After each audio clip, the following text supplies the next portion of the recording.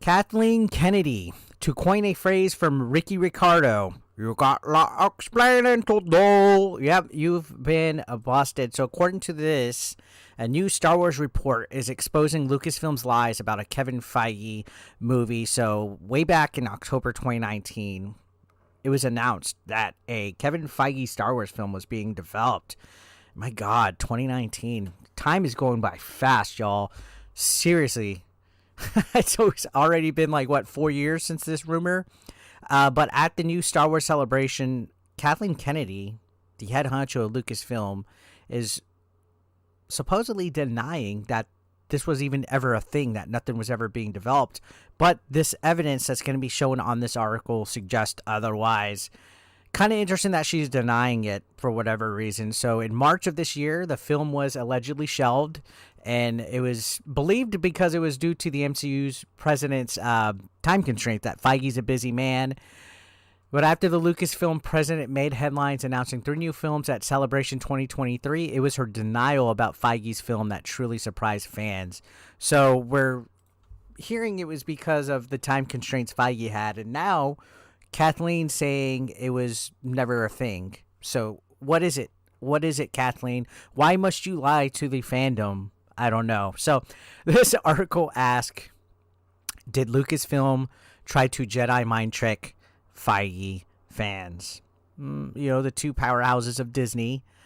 When asked about Kevin Feige's Star Wars film at Celebration, she seemingly denied its existence altogether, saying there was nothing ever got developed. Now here's the full quote right here.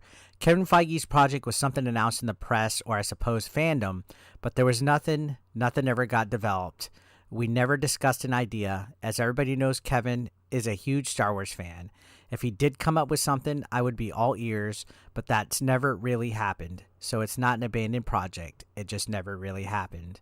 So she's really denying it. Now, this continues on to say in his What I'm Hearing newsletter, Matt Belloni addressed the Lucasfilm president's claims of the film's non-existence, noting Kennedy actually received updates on its status. Among these updates was Loki and Doctor Strange 2 writer Michael Waldron signing on to pen the script, and who has since publicly commented on its progress more than once. As for Feige's film having been announced in the press or fandom, Belloni set the record straight on this comment as well, explaining that Alan Horn, the previous Walt Disney Studios chairman and CCO, is who announced the project. At that time, Horn acknowledged both studio presidents in the announcement, saying it made sense for the two producers to work on a Star Wars film together. So, a former chairman and CCO is even gone on the record of announcing this and giving quotes that were quoted in the media. Then, not only that, the official Star Wars YouTube show even announced Feige's theatrical endeavor to co-produce a project with Lucasfilm on the same week of Horn's comments. Back in 2019, The Hollywood Reporter stated Feige didn't just discuss his Star Wars intentions with Alan Horn, but also with Kennedy. But according to Belloni, Kathleen Kennedy was never enthusiastic about Feige crossing into that galaxy far, far away. And I think that's because maybe there's a fear of, I guess, competitive spirit between the two. Kathleen's in charge of Star Wars, Feige's in charge of Marvel. So, of course, it's two powerful figures, two colorful personalities that people would say. And that definitely clashes in creative environments. I've personally been firsthand witness to situations like that. Now, continuing on with this article, it says not only is he the most powerful creative under the Disney umbrella, as these freaking ads scoot up the thing, but her record starkly pales in comparison. Belloni noted that in the years following 2019's disappointing release of The Rise of Skywalker under Feige's leadership, Marvel Studios released 8 successful financial films amidst pandemic challenges, not to mention a string of Disney Plus series. So it's like Marvel's so much more successful than Star Wars, so maybe Kathleen holds a grudge. There's also Kennedy's record of behind-the-scenes issues, such as how Disney's Star Wars sequel trilogy was rushed. Phil Lord and Chris Miller's mid-shoot solo dismissal, Colin Trevorrow's removal from Rise of Skywalker, and the astounding number of directors whose projects were announced and later canceled. So Star Wars has been in shambles. The most recent example of this Lucasfilm trend is Damon Lindelof, who departed Sharmeen Obaid-Chinoy's upcoming Star Wars film a mere month ahead of its formal announcement at Star Wars Celebration.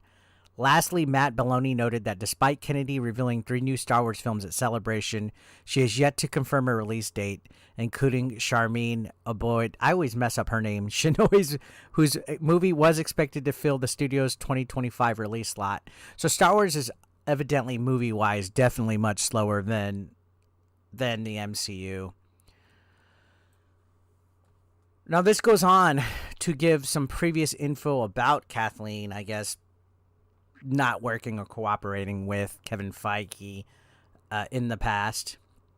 My God, this website is covered with ads. Like, look at this ad. Like, why do they do that? Why do they have it pop up like that? Expedia, you owe me money. I'm not giving you a brand deal. Okay, anyways. This isn't the first time fans have heard of the Lucasfilm president silencing Kevin Feige. In October of 2022, reports claim that Kathleen Kennedy prevented Feige from announcing Harrison Ford's role in Marvel Studios' Thunderbolts at September's D23 Expo. Reportedly, she didn't want Ford's MCU role to overshadow Indiana Jones 5, one of the few highlights from Lucasfilm's threadbare D23 presentation, which, okay, I could understand that. You know, preserve the hype for Indy 5. Kathleen's outright denial concerning Feige's Star Wars film suggests something more. Typically, studio leadership reserves rivalries and dramas for their on-screen plot lines and behind closed doors. However, Kennedy's bewildering dismissal of the MCU boss's film betrays that she's more aware of her fragile legacy than she previously let on. The question now is whether her comments stem from newfound confidence or growing vulnerabilities. I always tongue twist on that.